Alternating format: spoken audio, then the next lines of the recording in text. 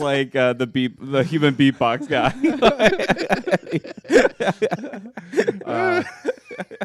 Well, I am recording. That's good because we need. Every episode has to reference the Fat Boys in some way. Yeah, that's true.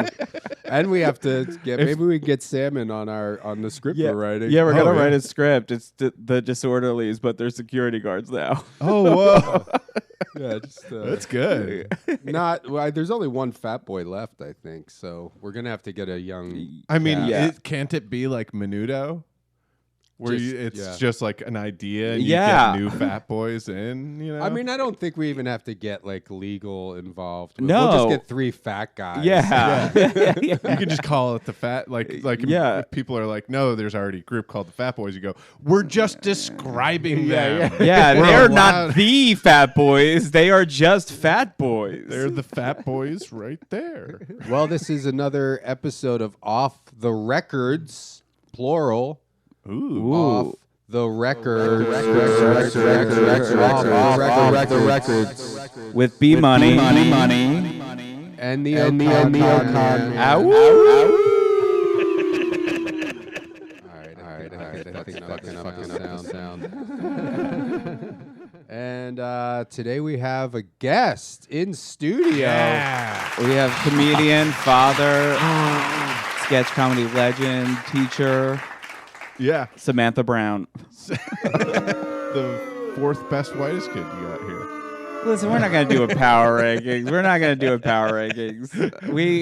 We all have a different list. It's kind of like, you guys were kind of like the New Kids on the Block where everyone had their favorite. Yeah. Yeah. But I was definitely the Donnie of the group. So. Honestly, that's a good one. Donnie's a good one. Oh, no, I meant to say Danny. Oh, shit.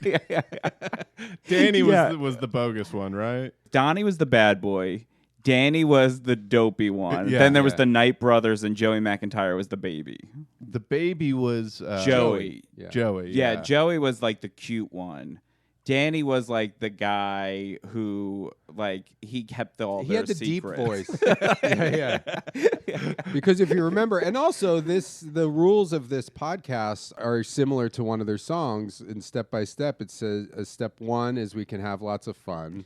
Step 2, there's so much we can do, like listen to this old weird album. Step 3, it's just you and me. Yeah, and now me. Well, you too. Like you can be plural. Yeah. Yous and me. Step 4, I can give you more. More tracks. Yeah, more tracks off of here. And step 5, don't you know that the time has arrived? Wow. Yeah. And that's when we have sex. Don't you know that the time has arrived? You are right, though. Those are the rules of this podcast. Yeah, it's the same. It's the rules to life. Really. Yeah. So Sam's here, and you have you have a box set coming out. Yeah.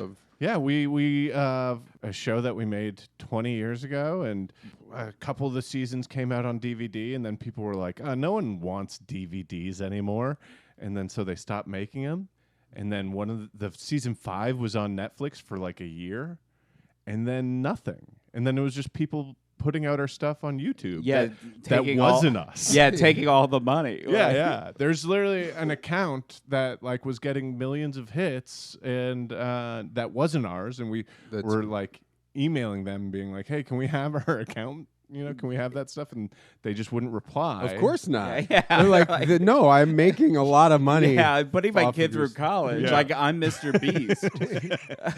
And then we would email YouTube, and they'd be like, we already emailed them. That's as much as we can do. Yeah. How do you even get a human reply from YouTube? I mean, it's insanely hard. Yeah.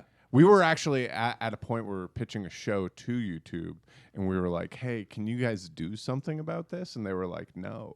And it was that TikTok voice, look at this, the girl voice that's like going into a mall with no shirt on. Yeah. That's who we were pitching. That's to. who you're pitching to. Yeah. Tell me more about this world you're creating. for YouTube. Will they be together at the end? She was pitching with the guy that's like, number 5 will astonish you. Wait, you have the DVDs coming out again, though, right? So A now, box set? we got to deal with Shout Factory, who are a little cool little DVD label. They're like Criterion for Dummies. Yeah, they which is do cool. like you guys are gonna be. You're joining the Shout collection with like Rock and Roll High School. Yeah, and- yeah. yeah. I it's funny. I went there once and I was like, they were like, "Hey, do you want any DVDs?" And I was like, "Oh, you guys have your own Criterion closet?" And they were like, "We don't call it that here." But it was so much better. It was Yeah, no, there's actually things that you'd like want to watch. Trauma. yeah. It was like oh cool, Dr. Giggles, the Oh, wow. Police Academy box set. No way. You guys are joining Police Academy in their Yeah. box set collection. Oh man, we got to find something with Michael Winslow. I do have a Bobcat Goldthwait album, but that's not what we're going to listen to. No, but I will never forget. I saw Michael Winslow do stand up once, and his opening was incredible. Like I thought it was such a good joke, and all my friends hated it. Where he said, "Oh, he's like things are bad for me. Like I'm performing here now, and they got me staying at the Come Fart Inn." I was like, that is so fucking good. Oh, wow, that didn't even need any sound effects. No. Who were your fucking friends? You know, Like, New Jersey yeah. open micers. They're like thinking that. I feel like that they were jealous that they didn't think of Yeah. that because that seems like right in line with Jersey open micer. yeah, Like it changed my royalty. life. It was truly like the boy from Almost Famous listening to the Who for the first time. Come fart in. Come fart in. I'll never forget it. And that's such like a stand-up joke where it's like yeah, if you've done road shows, you've stayed at the Comfort Inn. Like, It's great. I love the idea that this town would have a comfort inn and a comfort inn, which is what it has one less star on Yelp. Yeah, that's don't sit on the chairs there. You got to put down a towel. People are farting out cum. I assume that's what he meant, right? Yeah, you It's know, just like- I think it's so open for interpretation of what a cum fart is. I don't think so. I think it's pretty straightforward. Or maybe that's how you come. That's Yeah. how you orgasm. Yeah, it's you you fart out. yeah. Well, what do we got this week, B Money? I always need a part to cut out of something stupid I say. Well, today we have Comedy Tonight, and this is, I guarantee you, I don't know if you want to check on your, I didn't check, but there's no way this is available No. for streaming anywhere. There's too big of names on that they are hiding this. Yeah. Yeah. Well, and it was also a K-Tel, which was like, that was like a go-to kind of like jokey sketch thing. Like every time you would watch like SCTV or something, they'd be like, on K-Tel Records, it's this fake band, you know, Mel's Rock Pile or whatever. And this was legit on K-Tel VHS video. And Beta. And Beta, which, that really stuck around for a while. Maybe I knew one guy whose dad had a Betamax machine. Yeah, I knew a family that had a Betamax machine. Like we went over to their house and they were like, "Oh, let's go to the video store. We got to rent from the Beta section." Yeah. What nationality were they? And then Sean will guess. Yeah. I'm just gonna guess that they were super into porn. Was porn? No. That's why Beta failed. Oh, as they refused to do porn. Is they didn't have porn. Oh, And okay. VHS was successful for doing like porn is Yeah. what decides. That's like why AI is so big is because you can make porn on it. And that's Oh, why interesting. Porn leads technology. You know, there is almost no record of this album existing, which makes it feel like a Ring situation. But like, you've said that about another one. I I think. know. I just watched that movie like 3 nights ago. The Japanese one. Ooh, too. Ringu. Ringu. Ringu. It's about a British drummer. That's also another name for a cum fart. Ringu. Yeah. A Ringu job. Now Yeah. you can't cut out cum fart. Oh, I was going to leave cum fart in there. Yeah, I don't yeah. know. But I will say that right now, the last record known to be sold in this country was in 2022, and it's worth $13. That's all I could find out about this. All right. Well, it looks like I paid $6 for it. That might not even be might have been in a dollar bin. But this is like a banger of an album. It has Marsha Warfield from Night Court, all-time killer. Jeff Altman, like Letterman legend. Yeah. Johnny Dark, who is like, I think widely considered one of the first alt comics.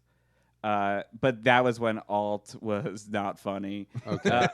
Elaine Boozler, I mean, incredible. She has a great dog rescue charity. And the inspiration for Elaine on Seinfeld, right? Isn't that? I think so. Yeah. I think that's the story. Yeah. Jay Leno, Arsenio Hall, George Miller, another Letterman, Lenny Rush, never heard of him, Mike Binder, just made that Comedy Store documentary on Showtime. Steve Bluestein and Eugene Leibowitz. I mean, I'm very intrigued by this whole Johnny Dark thing. I want to know more about what makes someone an alt comic. In what year is this? 1984, this album. But I think we should bookend it with who we perceive to be the biggest stars. When were you born? 1985. Ah. Yeah, this album is Older than you. older than me. That's crazy. Yeah. And younger than me. Yeah, younger than Well, me. Jay Leno is the last track, so you want to book it. I mean, Jay Leno. Jay Let's Leno's probably close. going to be him. You want to close with Leno? Oh, he's or- the headliner. Yeah, you got to respect Jay Well, Leno. he's the headliner on the first side. Oh, that's not even headlining. Yeah. Eugene Leibowitz is the actual last guy. Yeah, we've Arsenio Hall opening up side 2. Ooh, should we start with side 2? Is that... Let's do Johnny Dark. Let's do Johnny Dark. Let's do Johnny Dark. But I'm very interested in Eugene Leibowitz because one of his IMDb credits is he was a project consultant on Ace Ventura: Pet Detective. I mean, come on. What's a project consultant? Like He's he's just a consultant. Yeah, he was probably like pitching jokes. Yeah. He's probably like, that's how you hold a football wrong. Yeah. Wait, yeah. Oh, when you're talking out of your ask you a few questions. Oh yeah. I mean, that's actually a great note. Yeah. He was right. Yeah. So He was like, have you ever heard of a Ringu? Yeah. It's kind of. I'm watching Ringu, and you'll never guess what hotel I'm going to be watching. My Ringu watch party is at tonight. Okay, I'm going to try to hit it now, as everybody knows. And Sam's our first witness that these are actually... Should I give you some background on Johnny Dark? Sure. I mean, I feel like I kind of did, but he was on Just the 10 of Us. He's a comedian, actor, singer, producer. Appeared on Late Show with David Letterman so many times. He took his name from a movie called Johnny Dark, starring Tony Curtis. And yeah, he was best friends with Sam Shepard, the playwright. Oh. That's cool. Yeah. So he's probably like a cool guy, I guess. I don't know. All right, I'm going to try and hit this right on the track there. Sam Shepard saw a sketch show. Very happy to be back. I got to tell you what I did. I went to Canada, and I did my first USO show. Oh, boy.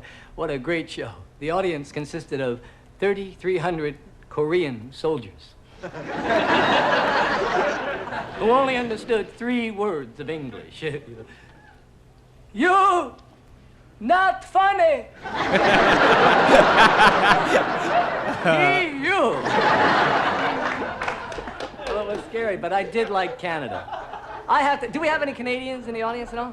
Oh, hello, hi. Canada, it's great. I have to really say that the people are very beautiful, very friendly, very warm, very shy people in Canada. I think I embarrassed the lady next to me on the plane. It was one of those flights you sleep on, and I sleep in the nude. So far, so good. I walk in my sleep. I was really surprised to see how much easier it is to get in and out of Canada than it is to, say, get in and out of Mexico. So I asked the customs man why that was. He said 3 reasons. 1 is we share a common language with the Canadians. 2 is we share a common mother country with the Canadians. And 3 is marijuana won't grow in snow.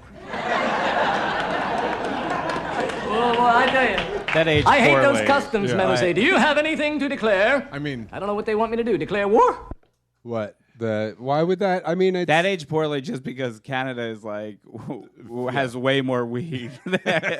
Oh yeah. Like, It's also that thing where, like, at this time, if you just said weed on television, people were like, "Ooh." oh my God, I can't Yeah. believe you're doing that. That's like Yeah. if we were saying fentanyl. yeah.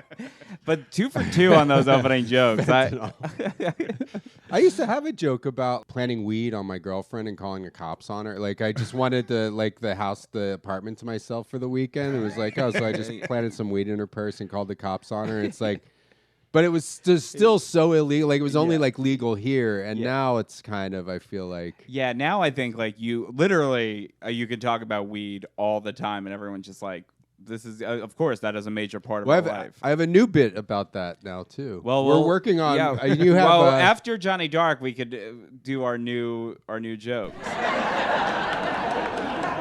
Well, I tell you, I hate those customs men who say, do you have anything to declare? I don't know what they want me to do, declare war? But they keep asking, do you have anything to declare? I would say, yes, I'm not wearing any underwear. Gets me right on through every time. I was raised by my grandmother. I'm Italian. My grandmother was one of those typical Italian ladies, you know, keep me around the house all day long. She could find ways to keep me around the house, especially yeah. Sean's Johnny? tuning out. Johnny, before you go out, do me a favor. Paint the house. We gotta understand, coming from the old country, my grandparents had their own ways of doing things. Like, when I was bad, my grandparents would never hit me. They would always scare me into being good. One time I was acting like I was sick to get out of school. They didn't take me to the doctors. They took me to the mortician. He's dying. Goodbye, Johnny. Get into the box. Close the box. I want to go to school. I want to go to school. You would have loved my grandfather. Pop was incredible. Pop and I, we'd sit around. We have those wonderful heart-to-heart talks I'll never forget.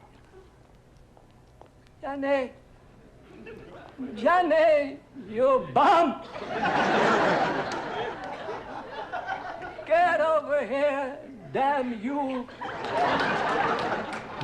His old guy How voice, come his you Korean can't be like voice, the other and his kids? Italian voice are the same thing. Yeah. Well, the old guy. How come you I'd like to never hear run away his- from home? That might be it. Oh yeah, that's it. I felt like for a 3-minute set that had some diminishing returns. Like I thought he opened up hot.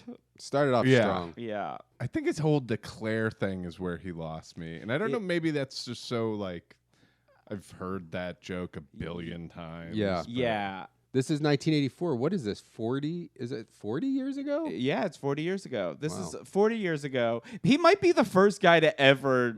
Make that observation. It is It's funny true. to think back to that time where flight was such a novelty, like traveling by plane, where he's like, it's one of those flights that you sleep on. Yeah. Like that. Yeah. He was saying that like a red eye is a new idea. Yeah. And now it's just like they're Yeah. Airbuses. Yeah, you like know? the It's- idea that like people used to respect pilots enough to not let them fly in the middle of the night. Yeah. And this is like a new concept. Like Yeah. this is the one where the really tired guys fly you in the air. The pilot falls asleep. Yeah. They could fall asleep. Do you have a new joke you want to work out? Nobody has like clocks anymore, you know, like alarm clocks and stuff. And everybody just really relies on their iPhone to find out what time it is. And it's like, who's in charge of... There could be a guy at iPhone at Apple messing with the time. So, like, how do we know we're not like he could be slowly extending time just by adding a second here and there? Or and then I thought, or like, what if he leaves like whatever machine he controls the time with out, and he's got like a young son who doesn't want to go to bed yet, so he kind of pushes it back, and nobody's really going to notice because No, nobody stares 'cause at their phone. They don't stare at the clock part for more And than a minute. counting when they're Yeah. like. So you could even like you could turn your phone on and be like, oh, it's 8:35, and then like when you're done looking at Instagram, you're like, oh, it's 8:35. Oh, okay, whatever. Like you Yeah. would never question it. So, I mean, I guess that's still just a premise. But now I have the son, Yeah, the who doesn't sun want to thing go to is bed pretty yet. good. you could also have him being late, like him being like, "Oh, I don't want to be late. I'm not late. yeah. I'm He has that machine that controls the Apple iPhone time. I feel like I wrote a joke based on like this podcast that I've just been hearing like comedians doing like jokes. So this is the joke that I have this week is I'm turning 40, so I have to get a colonoscopy, and I think I have really bad insurance because my doctor used his tongue.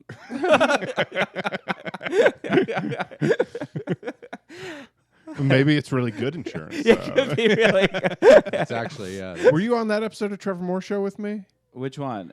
The one where the aliens one. No. So I used to do this TV show with Trevor Moore, rest in power, and Sean was a multiple time guest on it. We loved having him on. We were doing this episode about aliens, and we were pitching around ideas, and there was this. They like came to me and like, we have this idea we're going to pitch to the network, and we're going to have you anal probed and have you, and I was always in that position of doing that kind of thing. I was like, whatever, I'm an adult. Whatever.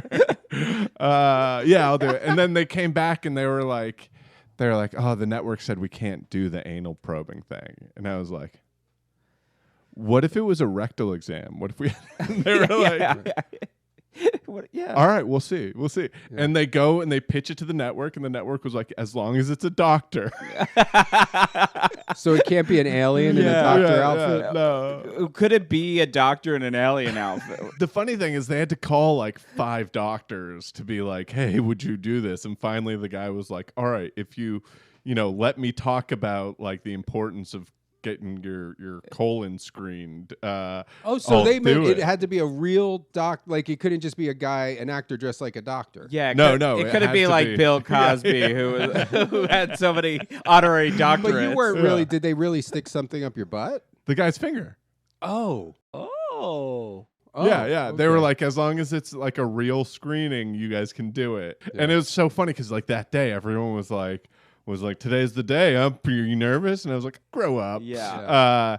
And then they went and did it, and they were worried that because they couldn't show the finger going in the ass.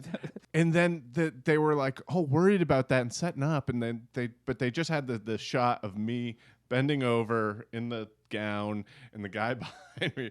And I'm like, really like, this will be fine. And the guy put his finger up there so fast. It was so like tip to knuckle, so fast that I made this facial expression. And then like everyone in the booth later told me, they were like, you can definitely tell. You can definitely tell this is real. We could listen to Jay Leno. Yeah, let's do Jay. Let's do Jay. Classic or Elaine Boozler. What's crazy is at this time, like Jay Leno is basically the best comic in America. That's what they would say. That's what everyone kind of says about this. And in a weird way, he's famously never done like a special or anything because he didn't want to burn any of his material. Yeah. So the idea that he gave this album 2 minutes and 47 seconds is fucking crazy. And Boston is a big college town. So a lot of people think it's very hip, very liberal, very permissive, and it is in a lot of ways except one. Like, when I went to college in Boston, now this is true. In the dormitory, you could have girls in your room, you could have liquor in your room, you could have drugs in your room 24 hours a day if you wanted to. There's only one thing you weren't allowed in the entire college. That was a hot plate. Very strange set of standards. But back to my room one day, my roommate, his girl, her roommate, lying on the bed. 5 cigarettes in his mouth, empty bottle of apple wine on the floor, passed out cold. Figured I'd do a little studying. I'm studying about 10 minutes. I sneak out my hot plate, decide to cook some soup. Hear a knock at the door. What's going on in there? Nothing, sir, nothing. You got soup in there? I know, sir. All we got here is liquor and drugs. Don't lie to me, son. I know you have soup in there. You know what makes going to college tough? Having parents that grew up during the Depression. Because they make you feel so guilty about everything. Like, even now, I go home for a weekend, it's like, hey, Dad, pass the salt. We never had salt when we were kids. We had to live without salt. We didn't have underwear, potatoes. We ate dirt every day of the week. Mother and I hunted wild dog for food. There was no air. Just pass the salt. salt, Dad? See, parents cannot understand going from college into something as unstable as show business. I was a philosophy major for 4 years in college. Had dreams of opening a little philosophy shop when I got out. I like that. Life is a Twinkie, $5. Something to fall back on. See, I have really good parents. They just don't understand how show business works. Like the first time I was ever on TV, I was on The Tonight Show. You know, everything went great. I was all excited. My father called me a couple of days later. Saw you on the Johnny Carson show there. Finished show on the next night you weren't on. What the hell happened? You get fired?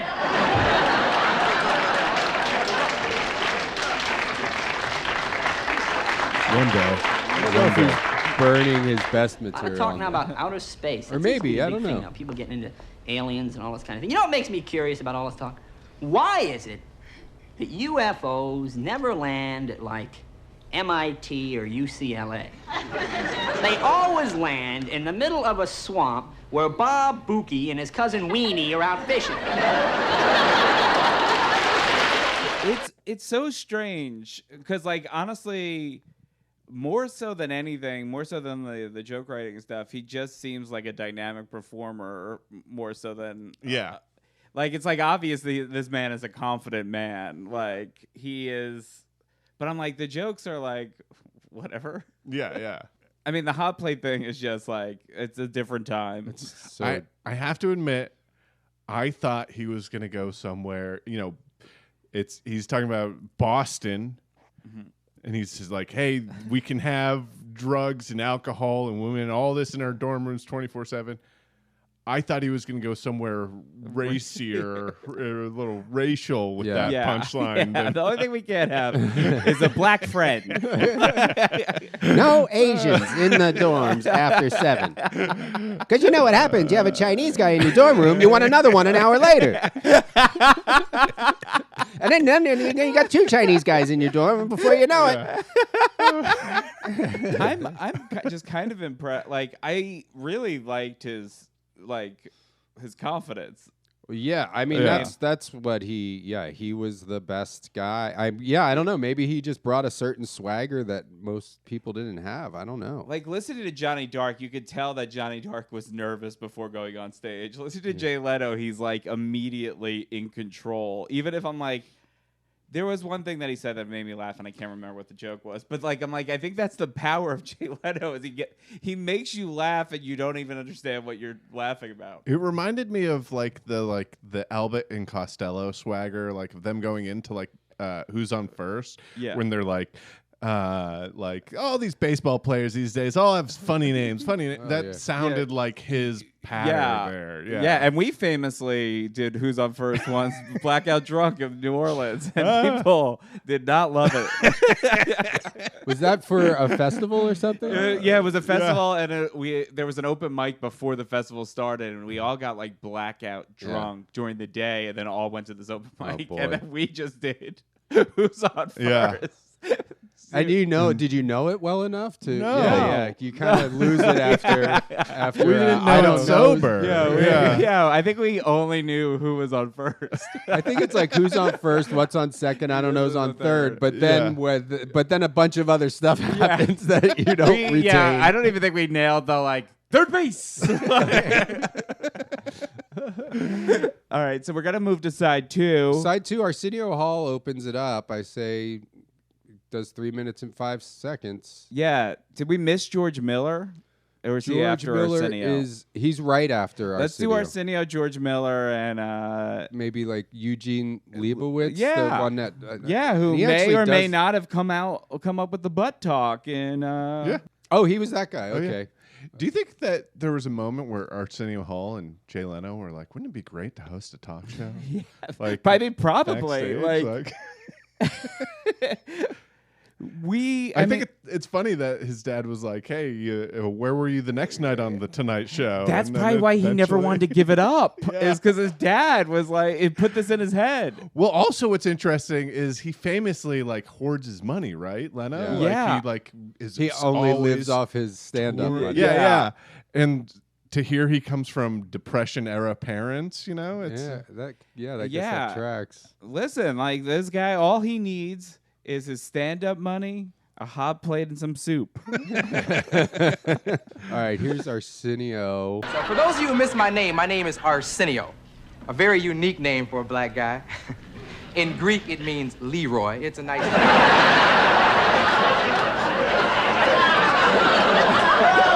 Give him the $10,000. I'm from Cleveland, Ohio, the mistake on the lake. Good town. Can I get a ride home? Somebody back there from Cleveland. It's a good town. I went to a tough school in Cleveland, Charles Manson Senior High School. It's very hard to be a good student at that school. I mean, we even had tough cheerleaders. Our cheerleaders would give the visiting team a lot more to think about than the ball game, okay? They'd get the crowd clapping. Can I get you to clap with me? Everybody put your hands together. Everybody clap with me. These girls would come out and go I into don't their like it routine. when people do this.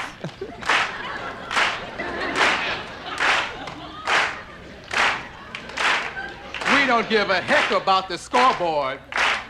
We are still the stars. While y'all won the ball game, we stripped your cars. Now get These are tough girls, they really were. Thank you very much. Tough girls. I used to date one of them, Bubba Ann. She was a rough lady. But I'm living out here in LA now. I got a nice apartment. I had a mouse in my apartment. Have you ever noticed how polite and cute mice are? It's amazing. They come in your house, they don't bother anybody. They try to walk along the edge of the wall when they can. You ever notice that? They walk in, no, keep watching TV. I'll be all right. They're so cute, right along the edge of the wall. I can appreciate that politeness because I've seen a rat before, okay? A rat is a totally different thing. Rat walks in your apartment, rag on his head, toothpick in his mouth, stack heel shoes. Say, man, turn the TV off. Get up out that chair and go make me a bologna sandwich. He's kind of doing white guys be like this, black guys be like that, but about with mice. mice and rats. Yes, yes. Watch soap operas. See, soap operas are great because they help guys learn to talk to women in discos and bars. I'm never at a loss for words, really. I walk right in and say, excuse me, baby. You hear about what Erica did this morning? Ladies love it. They love guys who watch soap operas. I just hate for women to get too deeply involved in soap operas. Some ladies do. Last time I went home, my grandmother was sitting on the couch with tears in her eyes and a gun in her hand. I said, Grandma, what's wrong? She said, I just shot JR. You know what I'm saying? Oh, wow. I mean, have you listened to some of the new music lately? Like the Bee Gees music? I mean, oh, God. No, I must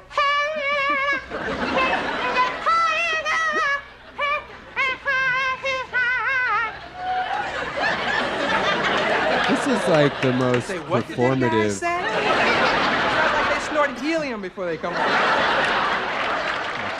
Okay, that's it. That's interesting because you're right. He's selling the shit out of these jokes. Yeah. There's And they're- nothing really there.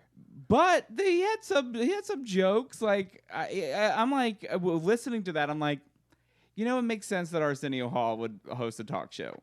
Yeah. Yeah, twice. Didn't they bring it back for a little bit? Yeah.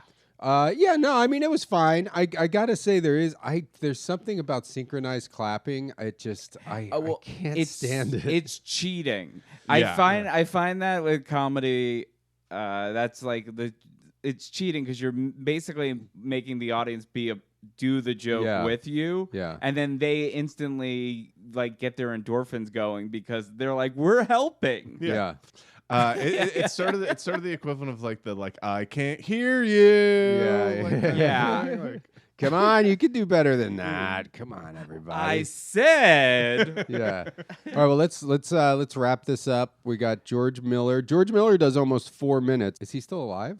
No, he died in 2003. Rest in power to George Miller. Blood clot in his brain. Ah, man. So you just never know what's gonna get you, do you? And you know how mean other kids can be? Fatty, 2x4, can't get through the kitchen door.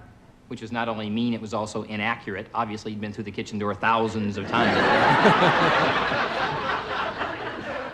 And his parents didn't do anything to discourage his fatness. He'd go home for lunch every day. His mom would fix him Lipton tub of soup. I like to talk about food. We had Chinese food on the way down here tonight, and I like Chinese food, but what they say about it is true. You know, you eat it, and an hour later, you're hungry again. And my favorite is Italian food. Does anybody like Italian food besides me? Yeah. Wow. It's Are you like me, though? You eat it, and 5 or 6 days later, you're hungry again. Tom Snyder had a whole segment on cooking. You know, he had some of those famous chefs on one night. You ever get the feeling Tom Snyder might sometime use up the entire Tomorrow Show with one question? How do you feel about this particular group of people? Do you like them? Do you root for them? Have you known them a long time? Do they keep in touch? Do they call you? Do you call them? Do they like buttermilk? Do you like buttermilk? Do I like buttermilk? Oh, we're out of time. Oh, the darn time goes by so fast. Look, would you do me a favor? A lot of would you do me a favor? just like these the sometime and listen to TV me references. Yeah, the Tom Snyder stuff's not going to work 40 years later. I don't even know.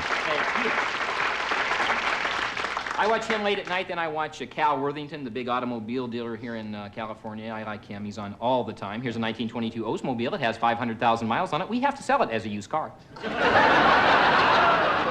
Damn shame, Cal.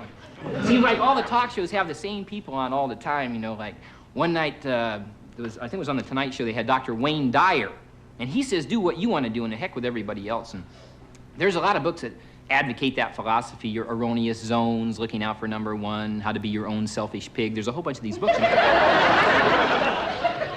I read one of these wonderful books, see, and one thing sticks in my mind. They say, in an awkward or embarrassing situation, don't freeze up. Pay a compliment. You will lessen the tension.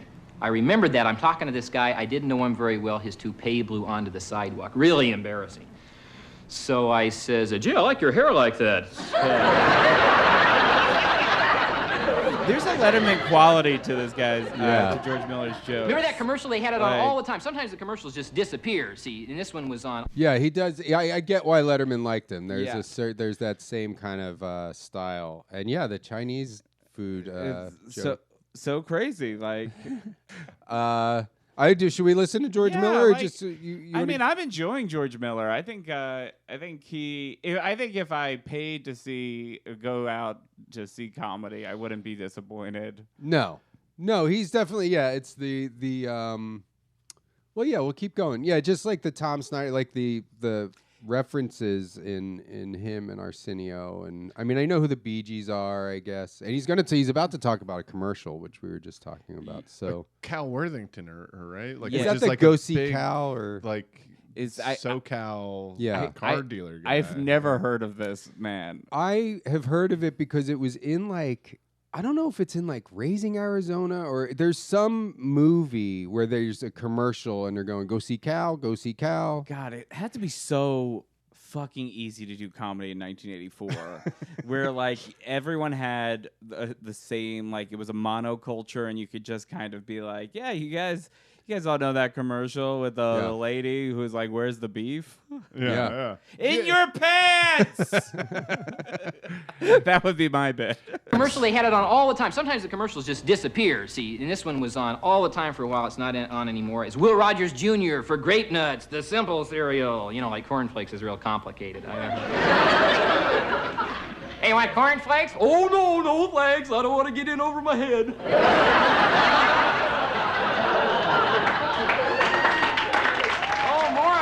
It just never ends, does it? Get more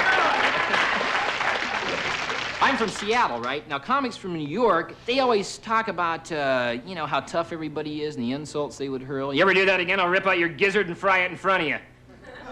Now, in Seattle, we were tough, but not that tough. Be more like, oh, yeah? Well, your mother sells Amway products.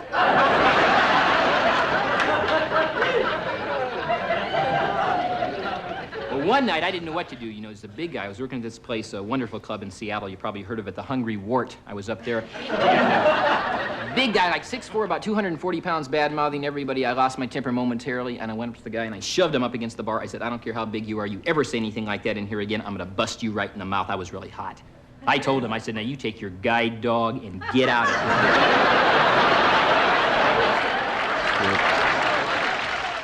Oh, that's it. Okay. You gotta I like that. You gotta close on the ableist joke. It's the only.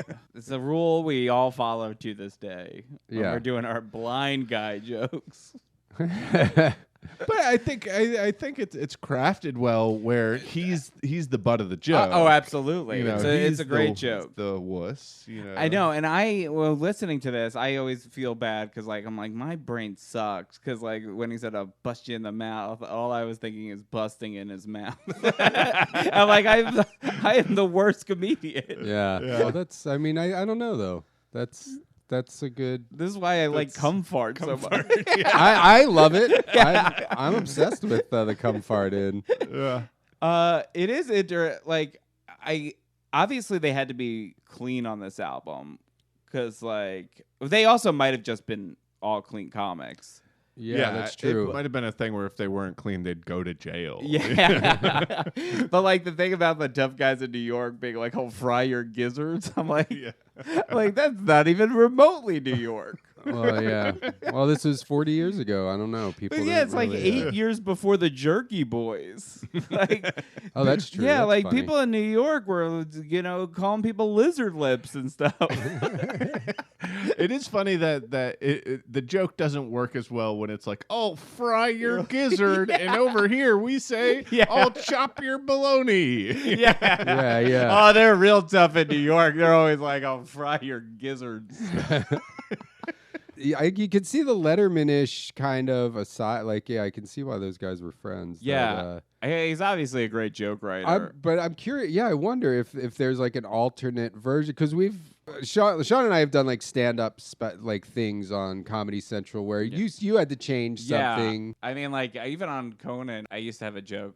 It was about me getting gay bashed, and like the guy like calls me a muffin. It was a different time, and I couldn't say that. And then I was like, but I kind of like win at the end. And then they were like, well, if you win at the end, you can say it. So I said that on Conan. And they let you say They it. let me say it. With the first thing, the premium blend that I did, I had a joke about being fired from my job because I was hanging out in the bath. I would just go hang out in the bathroom. And my supervisor came in and caught me, but I was also looking at my butthole in the mirror. And there was a bunch of like other tags on it too. Like, oh yeah, it startled me. I dropped my sandwich in the toilet. And like, and they were like, you can't say butthole. You can't say butthole. You could say like butt crack.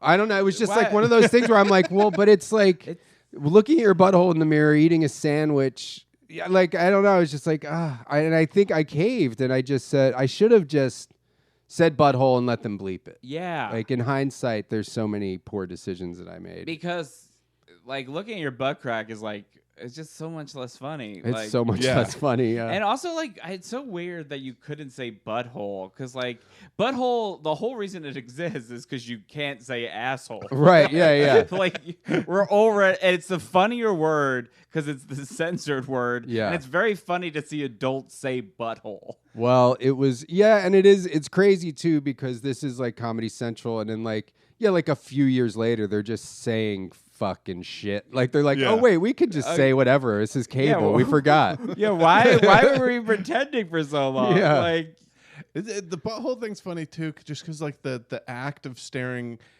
at your butt crack is like this kind of like just sort of vain, like what's my butt crack look like? But the act of staring at your butthole, there's this curiosity of like, I never see my butthole.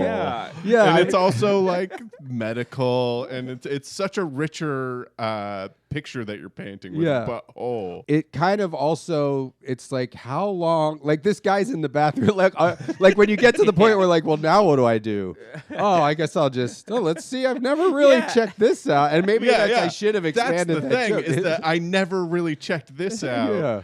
Because we see our butt cracks all the time. when you had Whitest Kids, did you get any like pushback on like? Oh yeah, like I mean, this is such like a weird. Like we're in such a weird time because, like because that time, like the 2000s, I feel like a big thing was like, oh, like there's stuff you like can't do on television. So let's see what we can get away with. And then, like as our show is airing, YouTube is coming out. And then all of a sudden people are like, oh, we can do anything for everyone? Yeah. And so now all of a sudden there isn't that sort of, I mean, I don't want to say like the craft to getting our buttholes out there. Right. But like there isn't that the gatekeepers of it, and when there isn't that gatekeeper of it, the sort of idea kind of changes and evolves. And I think that's like kind of what really like affected the direction of comedy in a way. You know? Well, but you guys were on IFC and Fuse, right? Yeah. And so was there? Well, I mean, it seems like that you could go a lot IFC further. allowed more, right? So so Fuse. What was really funny was Fuse was for teens and ad based. So we were just like, all right, let's just bleep all the swears. And what's funny too is like we were talking about this earlier was like on our show, it's the 2000s. We said the word kind of a lot, which we thought was like, yeah, this is just a word, right? There was this like, I think it depends who's saying it and how you're saying it. Right. Like it's like I feel like in a way it was. I mean, I think we were all kind of progressive guys who were like called it growing up by like you're from from Massachusetts, I'm from New Jersey, and you're from Philly, like yeah. Oh, we were called that multiple times a day. Yeah. So I'm like, by our parents. It kind of felt a way by taking ownership over this insult. Yeah, by strange adults. It happens so much that it's so crazy that the world is different now. Yeah. So, but fucking shit would be bleeped. But then we got on IFC, and literally when we got on IFC, they had a meeting with us that was like, guys, we're not ad based. You can say whatever you want. You can do whatever you want. And that was for the second season of the show. And so we kind of took that to heart and took it as a challenge. Mm-hmm. And so the second season of our show is fucking dark. Is there anything that after listening to these with the like Tom Snyder references, like do you feel like there's any kind of dated stuff where you're just like referencing like Beverly Hills 90210 or something that people just aren't going to understand? Yeah, no, I mean, I think there is a little bit of that. It's definitely like, it's funny in sketch, like one thing that like, you always do is like, you'll do commercial parodies and, you'll do these infomercial parodies and it's like, it's not much of a thing anymore, but like it still reads as a sketch. It's still just like the best way to be like, I've got this product and I've got to sell it. Yeah. It now kind of just exists as a trope that for people to use, like a format being like, it's not on TV anymore. Like, yeah, I mean, like, it's funny because I teach this sketch writing class and, when we do infomercials, I'm like, hey, watch like a TV channel that you don't usually watch because you'll see some stuff that isn't advertised towards you and you'll be like, this is absurd. Like, I remember once I was watching, I like flipped on C-SPAN or something like that, and there was a catheter ad that was like talking about different types of catheters. That was like, try the pocket catheter or the T9000, and it's like that's such an easy sketch premise to be like the executioner, the cowboy, the lady. My head went to with catheter is like they're also shaped like a porn star's catheter, like how they have like porn star pussy. We've taken molds of Peter North's urethra. But we did when we were making Whitest Kids, we did have the benefit of like when we started as a sketch group, like it was a time where the only game in town was SNL, and SNL extremely topical, and it's all about reoccurring sketches, and so that was like the two things that we didn't want to do was reoccurring sketches and stuff that's topical. So we like for the most part stayed away from that stuff. So it is one of these things where that we benefit from having a show that like is just more about ideas and about relationships and stuff that people can instantly get. There's this one sketch that is like very edgy and maybe like the first sketch that I ever wrote because I came up with it when I was in high school, that is at its core a parody of a home abuse commercial. Not a commercial advertising, a PSA of like, hey, that could be you. But the sketch is, it's an ad for pizza bagels, and then at the end, the dad takes his belt off and says, "Pizza's not for breakfast." But what people don't know is that's a reference to this really sad black and white PSA where a husband comes home and he's like, "Where's my dinner?" And the wife is like, "You can order pizza." And he goes, "Pizza's not for dinner," which as a kid I thought was so funny because I was like, no, pizza rules. Pizza's definitely for dinner. Mostly for dinner. Yeah. If you're ordering it at home, you're ordering it after 5 Yeah, p.m. pizza's not for lunch. Yeah. Like, this abusive dad, like, he got one thing massively wrong. Yeah. You're not even walking away from Costco with a pizza at 3 p.m. That's not. I think They're this practically giving those away. What are you doing? I'm queuing it up. Oh, queuing I'm queuing up the big final, ending. the big Eugene scene. Leibowitz, who has no trail online outside of an IMDb, where he has written for TV, but he was also a project consultant on Ace Ventura: Pet Detective. And I don't know if any of you guys have opinions on Ace Ventura: Pet Detective, but that movie has aged poorly. Quick side note for my relationship with Ace Ventura: Pet Detective. That was big when I was in grade school. Everyone was quoting it, you know, and I did not see it in theaters. I couldn't wait to see it on home video. This was at a time where, like, when it came out, you know, you'd go and try and rent it and they'd be all rented up. And then I finally rented it and I was finally watching it for the first time. I got like 10 minutes into it and my aunt came into the room and said, "Turn that off. O.J. Simpson is in a car chase." Oh, wow. And then you hit her with an alrighty then. Yeah, with your ass. Did you get to the talking ass part? No, not till afterwards. And it just, I'll tell you, it ruined the flow. Yeah, that does. Wow. I remember that. I mean, I guess we all remember that night. It was great. Yeah. But you didn't know I was watching Ace Ventura that night. I think the most interesting thing about OJ to me is it is a definitive moment in my life because it's the moment. My mom, she's my mom and stuff, but she. It's the first time you saw her cry? I mean, she believes OJ's innocent to this day, and I think that is so interesting. The only books I've ever seen her read are books about how OJ's innocent. It is like part of her personality. It is. It really is. She quit her job to watch the trial, and she I don't understand her as a person. And this is like the moment where I feel like our relationship fractured. It is crazy. I mean, again, like you're like, I don't trust this person. It's crazy. What was her job? She was like a secretary. She was O.J. Simpson's assistant. Yeah, she did a real bad job. She was on the defense team. You don't remember the lady? Yeah. There's the Johnny Cochran, F. Lee Bailey, Mrs. O'Connor, and then the Kardashian guy. Yeah. What's her specialty? I don't know. She's taking notes. Yeah, she just really believes OJ's innocent.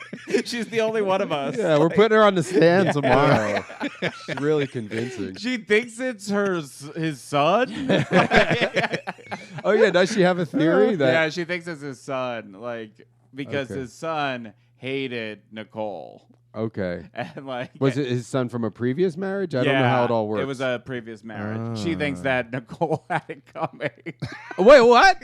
A little bit. My mom is a complicated person that I, through 5 years of therapy, have not unraveled her. Yeah.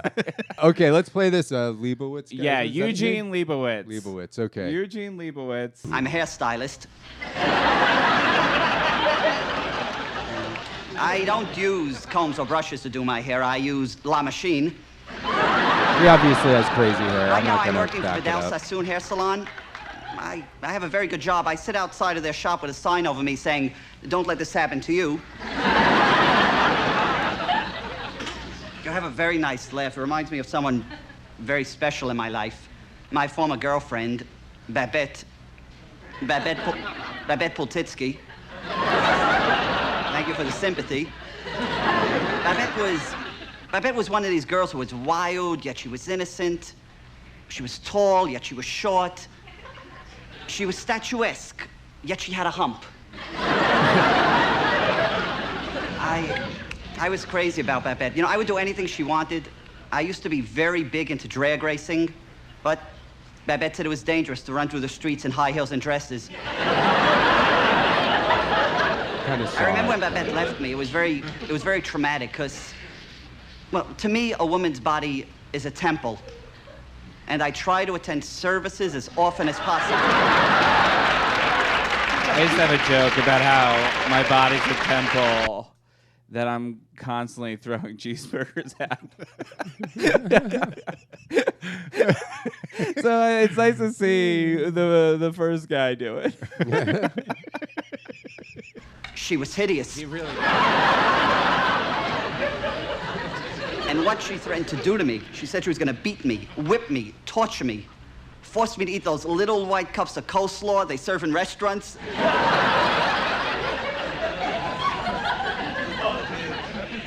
You know, just at that moment I woke up, and even though I knew it was only a dream, for the longest time after that I lived in fear and terror, which is a lovely retirement community in North Hollywood. Thank you, Connie.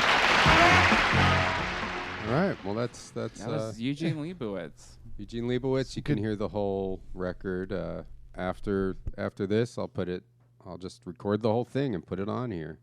It's the only place you can get it. Some good misdirects there. The drag joke, you saw it coming, but I'm like, that's actually an interesting joke for 1984. Like, yeah, we saw it coming because there is a famous TV show called Drag Race. Yeah. When I think of Drag Race, I think of the show before I think of Cars. Yeah. Oh, that's crazy. See, I immediately go to Rebel Without a Cause, like in my head. Maybe that's racing. just me. Yeah, like thinking about drag racing. Keanu Reeves from the end of Parenthood. Yeah. Wait, does he drag race in Parenthood? Yeah. Oh wow. I guess she gets Martha Plimpton gets upset because she finds his helmet in her car. Oh, it's like a real Fast and Furious situation. And she's like, "You're drag racing again, aren't you?" And then he like gets in an accident at the end and then decides to quit or something. You know what's funny is that once when Whitest Kids were on tour, we were in Gainesville, Florida, and the drag race national champions was happening in Gainesville, Florida, and because of that, it costs like $400 to stay at a Holiday Inn. Oh. So we just got a hotel. Well, it was. We just got the comfort. No, it was even worse than the Comfort Inn. It was this place called the ABC Motel. Ooh. And A stood for affordable, B stood for budget, and C stood for comfortable. One of those things was a lie. Yeah. And it was so always be comforting. It was so clearly gross. Yeah. There was a guy outside who were like, "Oh, that guy's like kind of sketchy," like who was like walking around. And then we realized like that we went back and it was like, "Oh, that's the pimp who lives here." Right. Yeah. And those are his employees. We should talk to him. Yeah. Well, this place is not so bad after all. And then we went to do the show, and they were like, we were talking about, we're like, "Oh, our hotel's really sketchy." And they were like, "You're not staying at the Elks Lodge, are you?" And we were like, "No, the Elks Lodge looked amazing. That was across the street." And the guys were like, literally like, "You guys can't stay there. Like, you guys can't stay at this place." So we ended up driving through the night to Atlanta. Yeah. Like, got into Atlanta at 6 a.m. because we were like, "There's no way we can stay at the ABC Motel." The story that we heard about that place was that apparently someone who was staying at that motel went to the went there to buy crack, and then didn't have the money for it, and then went to the Domino's in the same parking lot and robbed the Domino's to go back to buy the crack. This is no way to end the show. Listen, Oh, no. sorry. I mean- I thought it was good because I thought it was is we're bookending It is, it yeah. with comfort. Think about all Yeah, the it places is. that Eugene Leibowitz used to have to stay as he was. He might have just been an LA guy. Like, I feel like He's a lot of these people didn't really like. I feel like comedy was popular, Yeah. more than just like people. Yeah, you Yeah. weren't actually like famous because I mean, like Jay Leno and Arsenio Hall Jay are Leno both was, like, on selling out this, clubs. but they're both on this album Right. with other people. Like Comedy Tonight, it's a great record. You could get it for $13 online somewhere. Maybe you could buy this copy for. Maybe I'll put it on eBay. It's not. It's. I mean, the record's in great shape. That's a good idea. Yeah, maybe If you this. do, That'll if be the every merch. episode. Yeah. You just put up an album on eBay, you sign it. We all sign. Oh Yeah. yeah. Should we sign this one? Well, we'll figure it out after the show. So if you want to listen to the whole album, just keep listening. Sam, thanks for joining us. Our first thanks real. for having yeah, me. in-person guest. I think we have to keep doing it. This It is the honestly best. It was really works fun. really well. Yeah, it works great. And by the where can they? Is it like from your website or something? Or where- it's going to be coming out December 3rd on Shout Factory. You can buy it from Shout or you can buy it from Amazon. It's on DVD. Will it which be is at really Barnes fun. and Noble? Maybe. I don't Oh know. man, yeah, no, go to Barnes and Noble and get Whitest Kids and some manga. Yeah. Right. So DVD, which people are like, why is it on Blu-ray? And we're like, I don't know. The shout. I don't know. Yeah. Someone else decided that. Is there that much of a difference? I mean, I don't know. Yeah, I guess it is. It's more expensive. Some people are angry about it, but I don't know. People are angry about everything. Yeah. All right. Well, that was a great Yeah. episode. Thanks, Sam. Thanks so much This for is, having me. B Money. Yeah, this is OConnman. Ooh. You're gonna give And- yourself, yeah. STD. All right.